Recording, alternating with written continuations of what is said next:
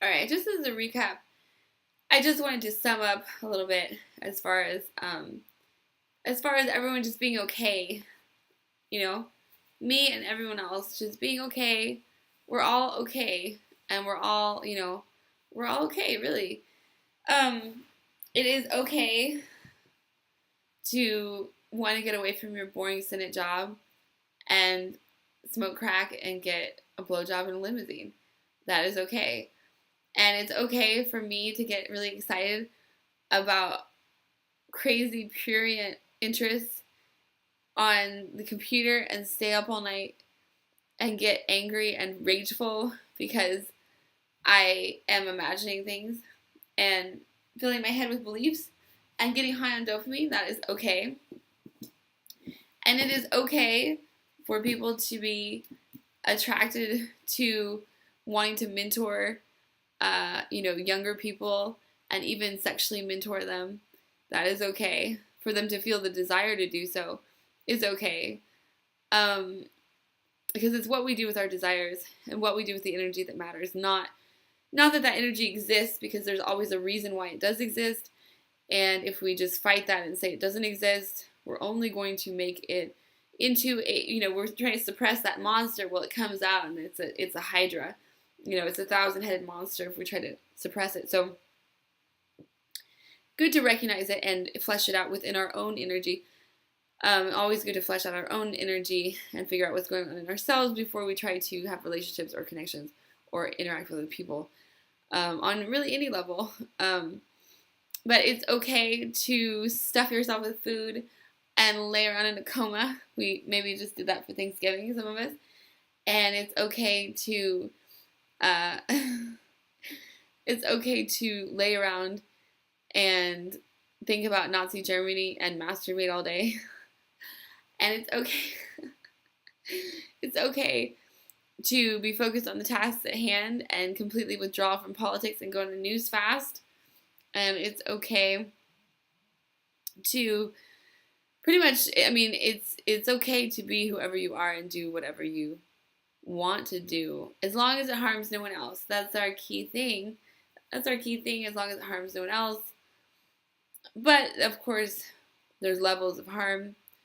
And some people say that there's harm in all sorts of things that we might do, even if we might just leave. Someone saying that, well, you're being harmful, you're leaving. And so we can always be blamed for something or other. I think it's sort of a fine line between pleasing ourselves and, well, ideally our highest good would be everyone else's highest good as well. Ideally that would be the case, and I do believe that. I don't believe it's people's highest good to, smoke crack necessarily, unless it is, I guess. What if it's my highest good right now? It's my highest good to smoke crack. I can't imagine, but who am I to say, right? It's my highest good to fucking whatever. And and then, back to that, we have that highest good and that idea that of good versus evil. And that the world is supposed to be a certain way, and we're supposed to wade through it and fix everyone and everything in order to have that perfect world where we can have peace and love and tranquility and joy and all dance around and live in eternity in heaven. And maybe we're just fucking apes. We're just fucking animals. And maybe it's never been perfect. Maybe there's never been an Eden or heaven. And maybe the closest thing to Eden or heaven that we have is just the natural landscape, the natural forest in springtime with cherries falling and apples falling and delicious fruit everywhere that we don't have to kill anything for our food. Maybe that is heaven and Eden and all these things. And maybe we've always been somewhat of a warlike creature in certain times. And maybe we've always been a tribal-minded creature who cares most about our own family and tribe first and foremost. And, except for now, because now with globalization, we need to care about every motherfucker on the planet the same exact way that we care about ourselves. Otherwise, we're horribly selfish and wrong, right? It's totally natural to be concerned about our local community and tribe and our own family more than we are about people around the world. That's natural. It's natural. It doesn't mean that you're not somebody who's empathetic. It means that we absorb and see and process what is close around us or in the close screens that we're looking at. But that we create, a bubble. There's not a way for us to take in the information that is going on all around the planet. We could drive ourselves absolutely nuts trying to do so. We cannot take in all that information. That's why there's 7 billion of us to take in that information, not just one of us. And so, the computer and the television, those are harms and boons at the same time. So take in the amount of information that you can safely process in your own life while staying happy. And if it's making it so that you can't be happy, then perhaps it's time for a news fast. For me, I need to stop titillating myself. And, friends do this to me because, if one of my close friends shares something with me, or with the Pizzagate, it was David Wolf too, and I respect him to the end of the earth. And I was like, oh, what's this? So I naturally go look at it. And once you start looking at it, it's like very, what's going on here? Because these people have very strange artwork in their house. There's artwork with abuse and stuff. And I think really these people are just such, head up their ass intellectuals that, the artwork, it doesn't even seem tacky to them. It's just exciting. It's just something different. Because they're so bored going through laws and policy all day that if they can have some sort of book that's really interesting or I should go there to sell my book. But I have an art book I need to sell. But if they can have some sort of art or some sort of, sex party or whatever. And, I'm sure they do have sex parties. And I'm sure they do have underage people. Just like Epstein or whatever. All these fucking people that need a serious beating. I wish I could get on the Lolita Express and fly back 10 years ago and beat the shit out of Epstein with a whip. I wish I could do that because, he needs a beating. Clinton needs a beating. Trump could use a beating. Who are the other people that need beatings? Most people in Washington are desperately needing a beating, And I mean, I guess Hillary Clinton got her beating. But all these people need some serious beatings, spankings, whatever. Anyway. So what if it's all okay? What if we're just animals and all these taboos and all these ideas about being at peace all the time and being in our higher, mind all the time? What if those are left over from control mechanisms so that we won't violently fight with each other and violently overthrow the people that are rich? What if it's mostly to protect their own property and their own safety that we have all these religious rules in the first place?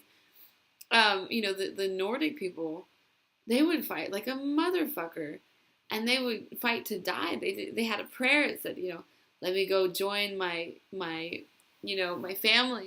Let me go join my family in heaven, and I'm gonna rage into this battle. And if it doesn't work out, I get to meet my ancestors. It was like a happy thing. Happy thing, the Vikings and stuff, these amazing fighters. Now I'm thinking about Eric and True Blood. But yeah, just epic fighters. And so it's interesting. Because I think we were really, that's the best way to be, is to be more in that, the idea that a life lived like a warrior is the one that we want to have for the most part. It's good to also be able to humble yourself and slow down and be cautious. Nature rewards caution, and nature rewards sparks of inspiration and violence, and nature can reward all sorts of things, and I don't know if nature is ever punishing things. Nature simply exists. Nature just flows, and that's the interesting thing because if we truly absorb the natural world, then we can just flow too. And even when there are Nazis and swastikas and people that are getting shot and hit in the news, and even when Trump says that he likes to kiss women and all these things, even all that energy, instead of judging it as something that shouldn't be happening, it's all totally perfect. It all totally should be happening. And even, all the violence and all the destruction, it's all perfect.